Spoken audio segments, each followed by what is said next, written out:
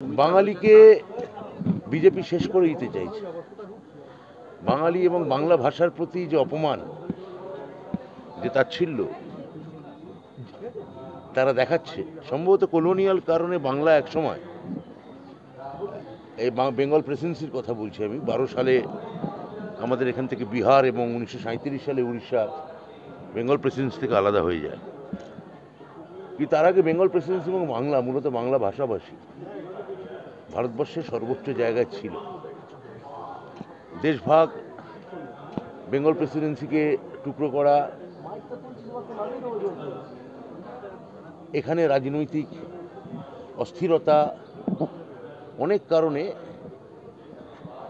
বাঙালি পিছিয়ে গেছিল। কিন্তু মমতা বন্দ্যোপাধ্যায়ের নেতৃত্বে বাংলা বা বাঙালি আবার গোটা ভারতবর্ষে ঘুরে দাঁড়াতে চাইছে।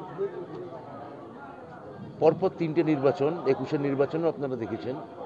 বিজেপি যেহেতু ক্ষমতা কেন্দ্রিক পার্টি, 21-এর নির্বাচনে পরাজয়ের পর তারা এখন 26-এ বাংলা বা বাঙালিকে শেষ করার জন্য বদ্ধপরিকর।